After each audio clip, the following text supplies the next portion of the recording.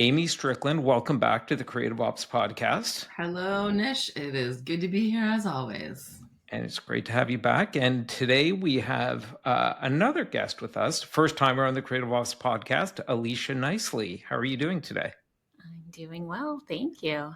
Excellent. And today we're going to be talking about Alicia. You just recently completed, and you're a part of the first cohort of the Creative Ops certification program at Rutgers that Amy and Corey Dill and Claire Carter-Ginn created and delivered. And I did an interview with Amy just before they launched the first cohort that you're a part of. And I did ask Amy back then, it would be great to have her back afterwards. And she agreed. And thankfully, she was also able to invite you on because it would be great to hear from a student about your experience with that program. But before we dig into that, I think the audience is pretty familiar with Amy because she's been in and around creative operations for a while, and she's been on the podcast before. But tell us a little bit about yourself, your background. You actually started off on the creative side, ended up going over to the operations side at some point, and then we'll sort of get into your experience with the program. Yeah, sure. I actually started mostly on the production, the PM side, really. I sort of came up through small agency and then brands starting actually in marketing operations, and then sort of morphing and moving into creative operations. And I guess now I'm considered to have somewhat of a specialty in retail. I've been with Gap brands and Walmart brands and some others. I spent the first part of my career in audio, which has nothing to do with what I'm doing now, but was a super fun time. And I've also done some consulting and working with CMOs and creative leaders and helping to improve efficiency and effectiveness of operations in some of the biggest names in the country on a consulting basis as well. So yes, I've been around for a while doing this work. I really love doing this work. I have a passion for this work. I have a passion for the community around this work and for making contributions to that wherever I can, which is sort of how I wound up in this position as one of the instructors in this Advanced Creative Operations Silver Certificate program here at Rutgers University with Claire and Corey, as you mentioned. So I really love the opportunity to share my experience learning and growing and moving up in career in this industry with folks who are at that sort of crux point where they're ready to go to the next level in creative ops, and there really isn't anything else out there to sort of help them get that leg up and become a senior leader in what we do. So that's the purpose of the program. And we have folks like Alicia who can actually talk about what her experience was and whether it did what we intended it to do for her or not. Great. Well, that's a good segue. So, Alicia, if you could also just give us a bit of background on yourself. I know you also started off on the creative side as a graphic designer, but let the audience know a bit about you, your background, and what you're currently doing, and then we could, sort of gently ease into your experience with the program.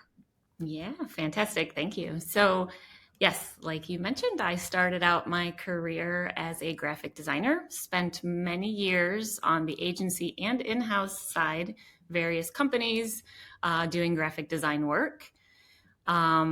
It was probably 4 or 5 years ago that I made the pivot from design into creative operations. I always like to say I had been doing creative operations for many years before that. I just didn't know it was called creative operations. So I was always gravitating toward the kind of the project management and process and organization side of the team while doing design work. And then I was lucky enough to be able to take a current role as a designer and approach the leadership at my last company and get their permission to pivot that into a creative operations role officially. And I have been doing that ever since. So before we get into the program, I'm fascinated that you approached your company and you made the case for it. What was your case, and what really resonated with them? Where they probably never even heard the title creative operations before you knocked on their door and said, "This is a role. This is the thing. Here's why we need it." So, what was that conversation? Yeah, so it was new to me as well. So you're right that there was not a lot of knowledge or understanding about creative operations at that company at the time. So once I realized this was a thing, and I had kind of already been doing it in the background for a while, I was on a new-ish team, a newly formed team at my company, and we didn't have anyone doing creative operations. We didn't have marketing operations. So it was a whole new thing. And I could just see that there was such a need for it. And I was drawn to it. So since I had already, like I said, been sort of doing it in the background for a long time, it was no surprise when I approached my leadership team about pivoting my role. They recognized that I had already been doing that for our team. So it wasn't a stretch for me to move into that role. It did take a little bit of time to get the official, title change and job description change away from designer into creative operations. But like I said, I had been doing it for a long time before I actually had the title. But they clearly saw the value of like making that role officially yours, and it seems like it was an investment because you were doing graphic design and you sort of like gently eased your way into this, and just ended up doing it. But for them, it was a net new thing, and it was an investment. So they clearly saw the value of it. And I'm sort of doubling down on this because there are a lot of folks out there who listen to this podcast, and today they're project managers or they're doing resource management. But actually, some of them are actually doing the job of creative operations without realizing it, or without, officially having the title. Yeah, I think that's probably the case a lot of times. I think in actually meeting people through the class, there were several others that said, "Oh, I just found out this is a thing that has a Right. name. I've been doing it for years." So I think that when I pivoted at the last place I worked into the new title and new role, there was a lot of recognition that seemed to be happening with some other local companies around the same time where they were adding these roles. So it was like probably, like I said, about 4 or 5 years ago, there seemed to be this big push where all of a sudden companies were hiring for this role, and it was just more well known. So it didn't take a lot of push to get that leadership buy-in to do it, especially since there were other companies doing the same thing at the same time. I think the field has gained a lot of acceptance in the last 4, 5, 6, 7 years. So I feel like more and more companies are hiring on the creative operations side and the marketing operations side. Yes, I'd agree with that. So, one additional piece of context, and then we'll dive into the program. Could you tell us a little bit about like your current team and setup? Are you a one-person creative operations machine? Do you have project managers, resource managers, maybe a digital asset manager? Like, tell us a little bit about your team. Yeah, so very exciting question. So I left the last job that I was just mentioning and started a new company called Kita Global Solutions just about 2 years ago. I was hired and started the creative operations team there and was a team of one. I was a team of one for probably close to the whole first year there. And then in year 2, I spent almost the entire year 2 hiring. So I am now a team of 9, including myself. Very fantastic. I was very fortunate to be able to hire all last year. And I had a couple of people join my team through some reorgs within the company as well. So digital asset manager, yes, I was able to add that person to my team last September. I have a workfront admin on the team who was reorged from another part of the business. And my last hire was a creative project manager. She joined our team in December of last year. Wow. Okay. So, Kida, am I pronouncing that correctly? Yes. Okay. They started off from net new. So somebody there, I'm going to assume the CMO or somebody saw the need for creative operations as a thing. It's a gap for us. We need to go and hire somebody. And then that individual has to go out and build the team so that we're able to, I assume, scale content, move faster, make sure that we're doing things as cost efficiently as possible, and also delivering great, high quality creative work at the same time. So have your cake and eat it too. Yes, that is correct, and that is exactly what happened. So there was no creative operations team, and my current boss started maybe 6 months before I did at the company, leading our team, and realized that he needed to add a creative operations manager to the team. So hired me probably 6 months into his time there, and gave me that ability to go ahead and build out the team. And I failed to mention my production design team. So I also have 3 production designers as part of the creative operations team as well, and a production photographer also.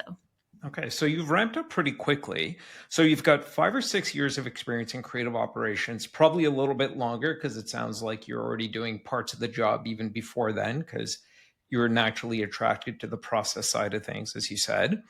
So in the world of creative operations, you're sort of a veteran. And this program now comes along. First cohort is last fall that Amy and her colleagues are delivering through Rutgers.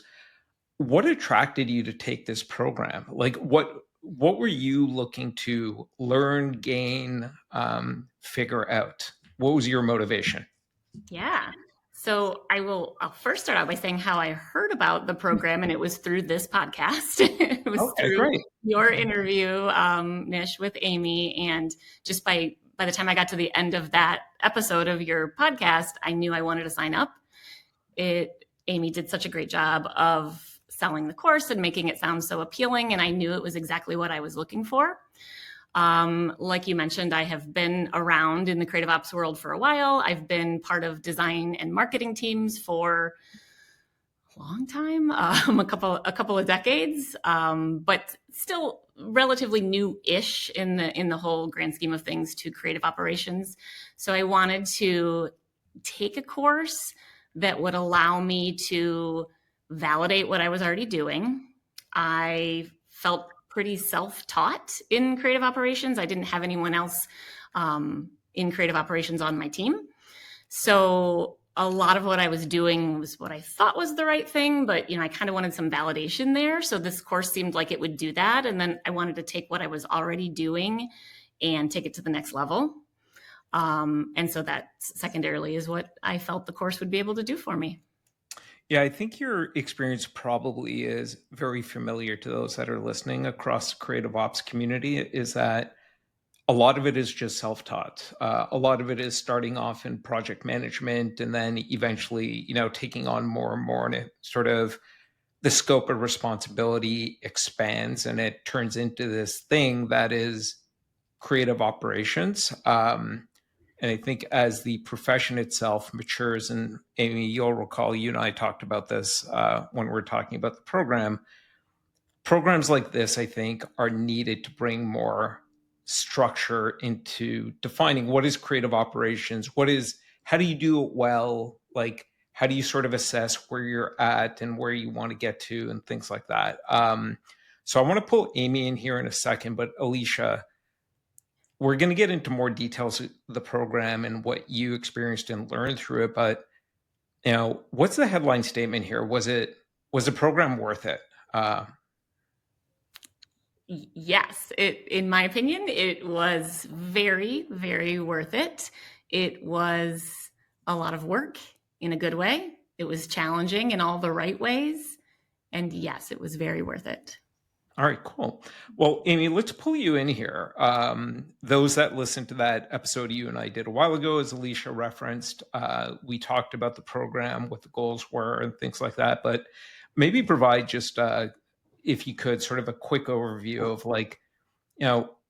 this is a 12-week program, but what are the goals of the program? And tell us a little bit about this first cohort that went through it.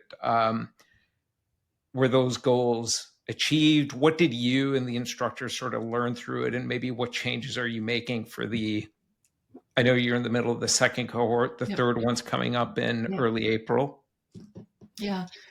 So first I want to address something that Alicia just mentioned about it being a lot of work. We designed it to be not a gimme, right? And I think we talked about that in the first podcast too, right? This isn't a gold star that you get for showing up, right? But I think what I want to make sure that people understand is part of the reason that it's hard is that we want people to be doing the assignments based on real things that are happening to them in their job right now. So in that sense, it sort of feels doubly hard because you're doing the coursework, but you're also working, right? And that's by intent. And that's because we believed that people would get more out of the practice if they could apply it to something that's happening in their real world situation. So these are not, for the most part, theoretical situations. Of course, there are exceptions. If someone isn't working currently, we ask them to imagine a time in the past when they had these issues. So that's why it feels so meaty, because they're designed to be real things people are working on. Well, if I could just jump in there, the three of us talked about this before we sat down to record, and I love that model of what you're learning, you're applying. So you become your own case study in a way. So many of the courses that are offered these days, just in general, are like case study driven. And that's valuable, but it's usually about another company, another situation.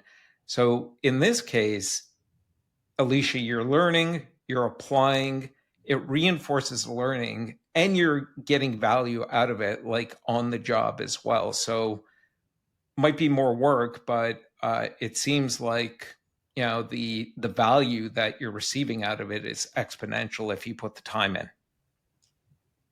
Yeah, for sure. That was my favorite thing about it. It was from day one, it was useful, and I could immediately apply what we were working on in class to my everyday work. So it was like doubly good. Not only was I learning all these new things, but it was completely relevant to everything that I was doing in my job. Yeah. So Amy, give us a bit of an overview of the program. It's a 12-week program. It's online, some other things. And then let's talk a bit about where it starts with that strategic road mapping, because it seems like that sort of underpins the journey that students go on during the 12 weeks. Yeah. So you asked about the overall goal of the program. I guess I'm not going to read the marketing copy. I'm going to just tell you how I would describe it. And the goal of the program is for folks who have nuts and bolts experience in creative operations as a practitioner of some at that level to build a strategic framework to take things to the next level. And what I mean by that is how to have conversations with leadership about metrics, how to get stakeholder buy-in, and all of the things that nobody tells you you're going to have to do to get resources or support or whatever it is that you need to continue the improvement in your operation. That's how I would describe the goal. And that's who, that's who we look for in students, as folks who are at that pivot point, right? Exactly the way that Alicia describes it. Like, I know how to do all the stuff, but I don't know how to get over there, right? And that's the bridge that we're trying to the gap that we're trying to bridge with this program. So you want to say something before I keep going on the? I was going to say, like, it's a great way to start because, again, it's sort of rooted in learning and applying immediately to the job. And it's this, is it sort of like a maturity model, that strategic road mapping where everybody does a self-assessment? Yep, it is. And we tackle that in one of the modules. So yeah, this is not you're not going to learn how to do process mapping. That's not really what this is about. You will touch on those things. We touch on the pillars that we all talk about in all of the modules: people, process, tools, and data, right? Everything is structured around that same framework. And in the 3 modules, they are all strategically directed. So module 1 focuses on assessing your operation through a strategic lens. So this is where we do look at process and org and sort of those basic building blocks, like what are you working with here? What do you have, right? How do you compare it to others? In module 2, we move into what we would call, I guess, strategic planning, right? This is where you do a future state vision, like with a maturity model of where you are today. So that's where we touch on maturity, which we package with future state vision. Know where you are today, and then get a vision for where you're going. And then we build a roadmap with phases and times and milestones to get you from A to B, right? And then we follow that up with how do you attach metrics to that so that you know you can measure what your progress is. And then how do you get everybody behind you? So stakeholder mapping. And then module 3 focuses on innovating. So big picture leadership thinking about how to push the envelope in innovation, thinking about continued stakeholder alignment and handholding along the way. We touch a little bit about new technologies like AI on there. Things like diversity and challenges are all sort of packaged in the module 3 around innovation. So each week there's an assignment about any one of those things I just listed for you, where you're taking your roadmap. Say you've built your roadmap, and then you're attaching metrics to each of those sections of your roadmap as the roadmap example. Yeah, it sort of got echoes of like, because you've got multiple students in the class, everyone's at different points, everyone has different destinations. It's like if me and 5 other people walked into a gym and there's a fitness trainer, a good fitness trainer is going to deal with everyone differently because everyone is at a different stage, has a different destination, and it's just wired differently. And Amy, I know a big part of this, like coaching is a big part of this, both from yourself, Corey, Claire, as well as peer-to-peer. That seemed to, Alicia, you were saying before we started recording that those peer-to-peer connections were really a valuable part of the overall course for you. Yes. So coming out of the course, I feel like I have this wonderful new network of people who have been through exactly what I've been through in the class and also have their own backgrounds in creative operations. So it's a great network of students to be able to reference and draw information from. And we found each other on LinkedIn. We have a Slack channel going now. So we've definitely been staying in touch. It's been really fantastic to have that network. And then throughout the class, there are discussion boards every week that we were required to participate in as part of our grade and as part of the class. And that was probably my favorite part of it. Everyone having to discuss the different topics of the week and then reply to each other. And so that sort of pushes all the students to be able to interact and get to know each other. We are all online, so it's not like we're sitting in a classroom together, but the discussion boards were really great to get everyone connected. I think those peer-to-peer networks are so incredibly valuable. Amy will know this. I think one of my peeves with the creative operations community is like there's so many of these LinkedIn chat groups and things like that, but they're silent to the extreme. Like somebody will post up a question or go, I've got this challenge, and crickets. And I don't know why. Like, is everyone shy or something? But there's just something unique about the creative operations community. I'll say unique. But it's amazing that through this program, you're developing this network of peers. And it sounds like there's like glue there, and that you're all continuing to communicate. And as more people go through the program, hopefully that becomes like that peer-to-peer community that I think the creative ops community as a whole has really desperately been in need of. It's an unmet need. So Amy, I don't know if that's part of the bigger sort of. It is. It absolutely is. building the network, both peer-to-peer and peer-to-instructor and cohort to cohort, is 100% part of the intentional plan and gifts of the program, really. During each cohort, we have a guest speaker. And everybody from so Alicia was in the first cohort, so she's only been invited to one so far. But here in the second cohort, towards the end of this month, we're going to have another guest speaker. And all of the past cohorts get invited to that guest speaker talk. So it's someone who works in creative operations. They come in and talk about their career path, and then usually something that they're working on right now or some other topic of interest that the cohort has let us know that they're interested in. So that's one way that all the cohorts will have a chance to sort of organically come back together. And then Rutgers, through the School of Continuing Education and the DAM program specifically, part of being a graduate of one of these certificate programs is the ability to participate in the Rutgers Stepping Stone dinners. And in fact, I'm going to my first one down in LA in a couple of days.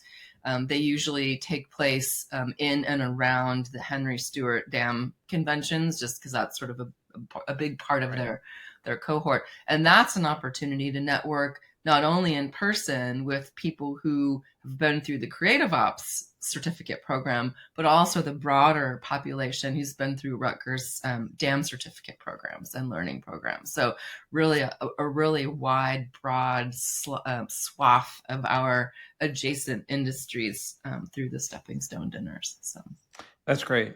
Community is, again, I'll say, just so incredibly valuable. So it's great to hear that you're doing that through this program. And as you have more and more cohorts, it'll just grow. And then hopefully those LinkedIn echo chambers will just sort of, fade into the background. So Alicia, coming back to you, at the start of this course, you sort of had this road mapping exercise and journey that was sort of laid out. You're here, you want to get to this place. Paint a picture of like, where did you feel you were at and where did you want to get to? Ooh, yeah, that's a good question. So where did I feel that I was at the beginning, specific to road mapping? That was new to me. That was a very new exercise. So I guess I was at the beginning. It was a blank slate. So that was my first time really going through a roadmap like that. I had always done like annual goals and then working toward those things each year at various companies that I've worked for. So it was similar to that, but this was a little bit different. So everything that I know now, I learned through this course. I was, like I said, a blank slate in that respect. And you've often heard, I know you listen to the podcast because you always generously comment on it on LinkedIn. So thank you. You've heard me talk about creative operations is in its teenage years and it needs to mature into adulthood. And way too many people are sort of operating at the tactical level because like in project management mode. And there's nothing wrong with that. It's just that it might be muscle memory. Creative operations historically sort of grew out of a project management need for scale and speed and things like that.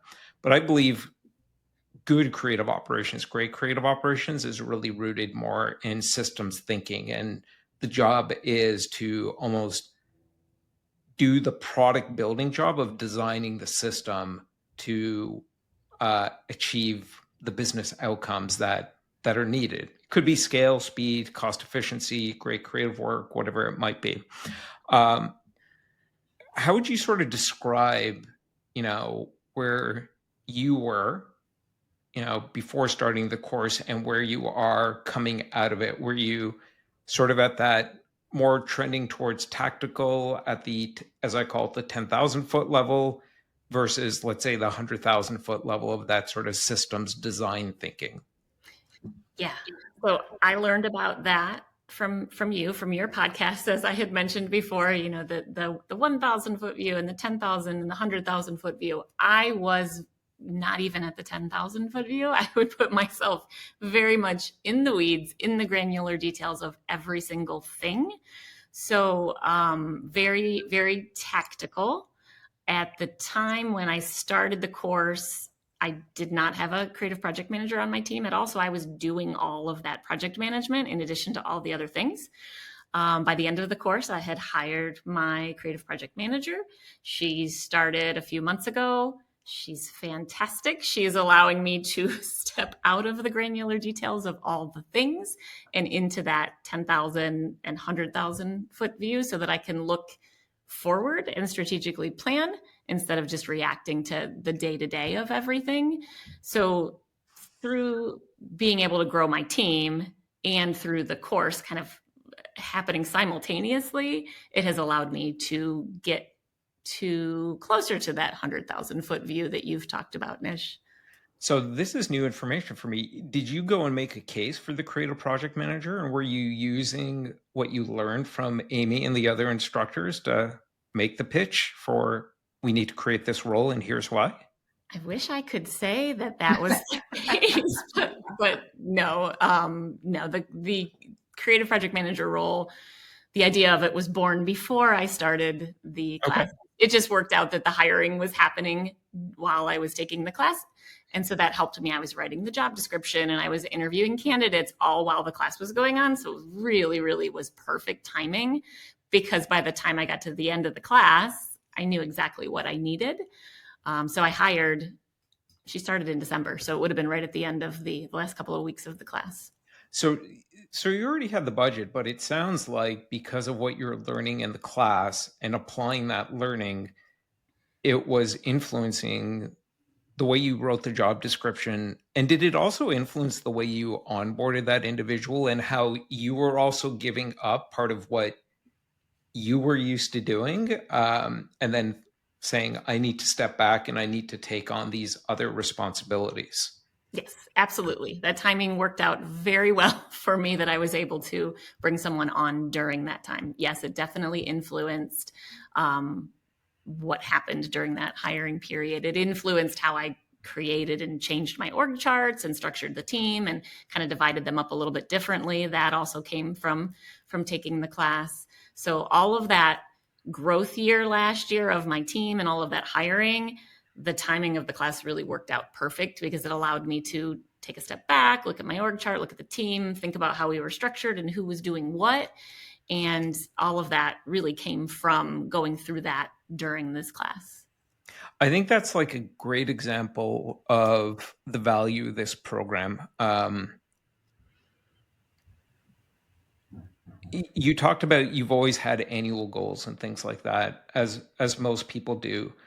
What creative operations is lacked is an understanding of what, good and great looks like. Most other professions have an idea as to, here's what level 1, level 2, level 3, level 4 is. And it's going to be different based on the company and circumstances and things like that. But there's never been this approach to creative operations of helping people understand how you sort of navigate, the maturity of both your career and that role within the organization. The goals tend to be more reactive without this knowledge and understanding. And that's why I think the vast majority of self-described creative operations professionals are at that 10,000 foot level and below. And I know every time I say that, I get a few spicy from folks, very spicy. But I don't think I'm being, I'm not trying to be unnecessarily harsh. It's just the reality of it. And I think part of it is because creative operations people are often just islands. They're just sitting there operating on their own, and they don't have this type of learning. And they also don't have that coaching and those peer-to-peer networks to understand of what, good, better, great could look like, and then adapting that to their organization. And Amy, I think that's sort of one of the, well, maybe it's one of the explicit or maybe one of the unsaid goals of this is to help people like figure that out. Yeah, I mean, I would say this program isn't designed to get people promoted. That's not what it's for, and it's not anything we could come close to promising. But it is designed to teach you how to have strategic conversations with other people in your organization that may not know anything about creative operations, right? It's framing your arguments in a business way and talking about what's in it for everyone else, and using the language of the business to talk about what you do. So I think that's one piece. The other thing that I would say is I think we're maybe just now coming to a place in the evolution of creative ops where people can actually potentially learn creative ops from their boss.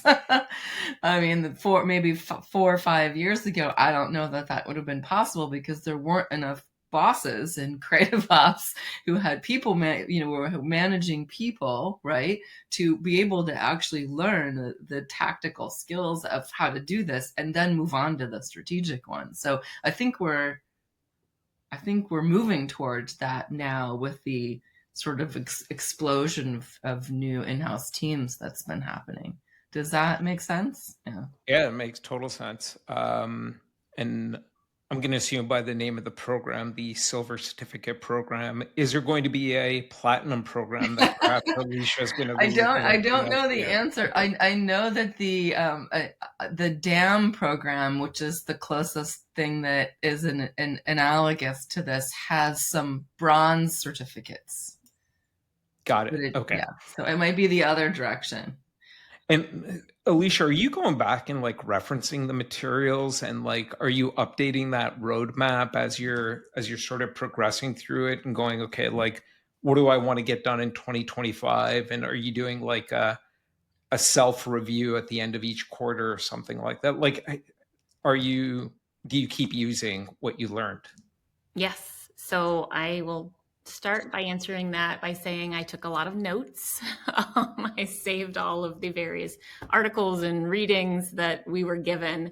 And yes, I've been going back and referencing them and sharing them with others on the team, some of the ones that are applicable to some of my team members. So yes, I'm definitely referencing what I did, going back to all the notes. And then we put together presentations or like an assignment each week to turn in. So I've already opened up my files multiple times to reference what I did in the assignments and then to use those in my day-to-day. And coming out of the program, do you feel like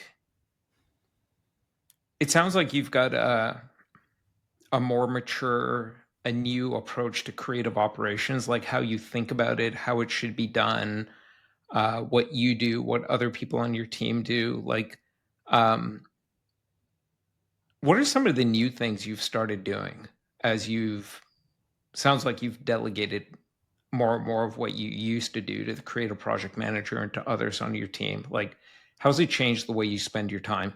Yeah. So one of the greatest things that I had been struggling with that really, I just felt like there was this hurdle in front of me that I couldn't get over. And I understood in theory some things, but I just wasn't able to go to that next step or that next level with it. And it was really around KPIs, metrics, what I should be tracking. Once I'm tracking something, what do I do with it? How do I look at that information and actually use it? So I was very lucky when I started at my current company, they were already using Workfront. So I inherited this system the team was already using, and the administrator of the system is now on my team. So she had been preparing all these wonderful reports and we had been tracking all of these things, but I hadn't been able to take that to the next level. And I knew that that was something that my boss wanted from me. He wanted me to give him, a monthly report on what was going on in the team and how we were doing on our KPIs. And I hadn't been doing it. So when we got to that section of the course, Amy was very helpful in just popping into her office hours and talking through some things, and then, reading all of the assignments, reading all of the articles and doing the assignments for that section, and then also talking to the other students in the class. Like I said, this was something that just felt like a hurdle to me. And so just in the discussion boards, throwing that out there to the other students, like, hey, I'm really struggling to prepare for this. And other students were able to give me some examples of what they had done in their past and answer some questions. So I am now a pro at doing my monthly reporting of all of the data that I'm gathering for the team. So, and then really taking that and diving in to understand how the team is performing by using that data. And I will say that the team is really performing very, very well. And I think part of that is because we're talking about this all the time now. So we're talking about the data, we're talking about where we need to improve. And so that has helped me, but it's also helped my entire team to perform better. And talk about a great soundbite for job number one of a leader. It's how are you helping your team? Because ultimately, that is the job of any leader in any role. It's helping the team do what they're capable of doing. And you're also highlighting, I think, another great benefit of the course is it's helping creative operations leaders move from the doing work to the thinking work. And that's part of that journey from 1,000-foot level to the 100,000-foot systems design thinking. And data is a really good example of, we live in a world where we have lots of data. Capturing the data is not the issue. Even analyzing the data and generating reports isn't the issue, especially with AI these days, or people on the team can do it, or right out of the box in the apps like Workfront, they can generate a massive amount of different reports. But it's thinking about the data. What is the data we should collect? What is this data actually saying? What are the follow-up questions I should be asking? What is the conversation I should be having with my team? Like, that's part of that journey of going from 1,000 feet to 100,000 feet. And having known Amy for like 10 years now, I can imagine what that one-on-one coaching session was like during our office hours, and sort of helping you transition from the doing work to the thinking work. Amy, as we're sort of like getting into the home stretch here, tell us a little bit about just the tactical information about the program. You're in the second cohort. When's the next one starting? What is the cost of the program? Yep, we just started week one of the third module. So it's 3 4-week modules of the second cohort. So Corey Dill right now is instructing module 3 of cohort 2. And the next fresh start for all 3 modules is on April 7th. And there is a application deadline of April 4th. But if you enroll by March 21st, there's a little bit of a discount. The full program cost is $3,285. And the discount, if you enroll by March 21st, is 15%. So that comes to $27.92. That is what is called our spring cohort. And then we do have scheduled beyond that also summer and fall through the remainder of the year. Those dates are June 30th and September 29th start dates for the cohorts after that. So obviously this has gotten enough interest and positive sort of discussion about it out there in the community that you're already planning cohorts through the end of the year. Yeah, and we have exceeded our goals for registration, which we're very excited about. And remember, this is also it's not a gimme. There is an application process, and we do actually vet folks to make sure that they have the chops that it will take to get them in the right frame of mind to do this kind of work.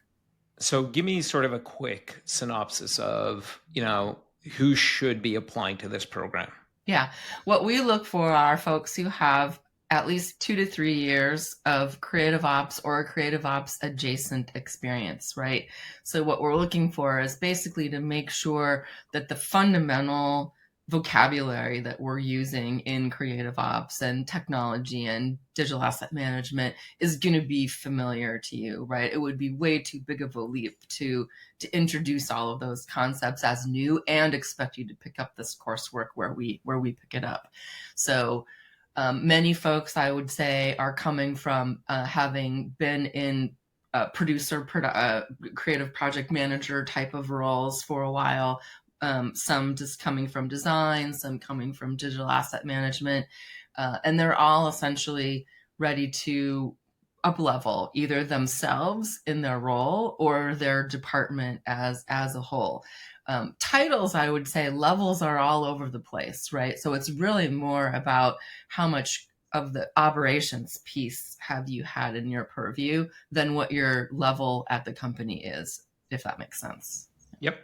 And would you say that this is best for folks like Alicia who are working inside a brand, or agency folks? And then I know it's online, so I assume anybody anywhere in the world. Yeah, it is online. It's asynchronous. Most of the students have been inside in-house at a brand. We have had a couple of agency folks. Agencies do have creative ops roles. We had some in cohort 1 and some now in cohort 2, and their work and their approach has been exactly the same. If you think about the role, really is the same in-house or agency, particularly at bigger agencies where there might be an ops person devoted to just one client. So I have seen no difference in the experience of agency folks versus folks actually at a brand. Yeah, I mean, the thinking work is still going to be the same. How it gets applied might be a little bit different based on, different goals. Like agency is very much P&L driven. Internally, there might be some different incentives. So Alicia, $3,285, which you spent, was it worth it? Oh, it was very worth it. Yes. All right. And I know Amy said, this isn't about getting a promotion or anything like that, but it feels like by what you've shared here today and our previous discussion, this will accelerate your career journey in creative operations. Do you think that's a fair statement? Oh, yes. I very much agree with that. All right. I can also say that I know for sure two people at cohort 1 did get new jobs. Now, I can't say that those people got new jobs because of the course. It could be that those people are motivated to grow and learn, and therefore also are prime candidates at new employers. But that it gives you the sense of the quality of folks who are embarking on these adventures with us. So. And Alicia, have you shared your experience with people on your team, your management team, about, the value of the course? So after we talked, prepping for this podcast, I actually did talk about it a little bit with my direct boss. He was very happy to learn all about it. I had already posted about the class on LinkedIn, and then I took it. So people on my team already were aware of it, but I hadn't really discussed it with anyone in the company until a few days ago, actually. Fair enough. Well, this was, I appreciate you both doing this. I'm a big fan of this program. I think there needs to be more education in the creative operations world. It's part of that transition from its teenage years into full-blown adulthood. And I think it's critical, especially now, because if it doesn't happen, I think it will not grow into its full potential. And I think that would be unfortunate both for creative operations professionals such as yourselves and for the companies who I think part of this, of courses like this is, and Alicia, you tell me if you'd agree with this or not. I think part of the value over time is going to be able to better articulate what is creative operations and what's its value to the business. And because I think too often businesses think of creative operations as, project management, and it has a potential to drive so much more strategic value. I don't know if you would agree with that or not. Yeah, I definitely agree with that. I think this class helps to be able to explain that, to teach someone who maybe doesn't already know what creative operations is, which there's still a lot of people that don't. And then I think just something else coming out of the class, just the confidence that goes along with being able to do that, to be able to explain what this is in the right way. I think that is something else that I gained from the class. So I would say just confidence around those types of conversations. Yeah, that's such a big thing. Confidence is another one of those things that for leaders it's one of those ambiguous things, but it almost makes or breaks the ability to operate at that 100. Well, it does make or break that ability to navigate to and operate at that 100,000-foot systems level thinking. Like without it, you just can't do it. You naturally gravitate towards the safety of, I'm just going to get these things done in the weed every day, and it feels like I'm pushing things forward, and you are, but it's leaving a lot of potential on the table. Agree. All right, cool. Amy, we'll put a link in the show notes. So if anybody's interested in the program, they can go and find out more information on the Rutgers site. Sounds great. Anything else that you think folks should know about the program? No, we would love to have any of you folks out there who are interested and motivated. And if you have questions, you can also feel free to reach out directly to any of the instructors, myself included. And we're happy to talk to you about whether it's right for you or whether it's right for someone on your team. And we can do all of that confidentially as well. Yeah, and I'd say for anybody listening, even if you're not sure this is the right program for you, like I said the first time Amy and I spoke about this, you should go ahead and apply.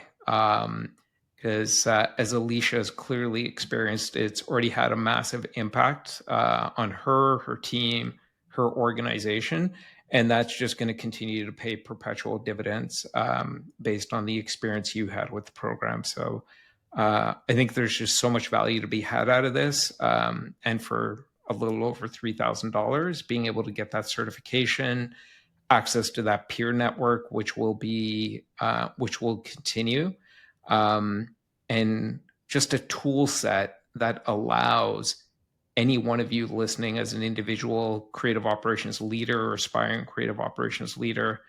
It's the tool set you need to continue to mature and evolve from wherever you are today, 1,000 feet, 10,000 feet, 25,000 feet, and keep navigating towards that systems level thinking, because that's where you win individually, as a team leader, and as an organization. Well said. All right. Well, thank you both so much for doing this today, and I look forward, Amy, to talking again, maybe after a couple of more cohorts. Sounds great. Yeah. Thanks for having us, Nish. Thank you.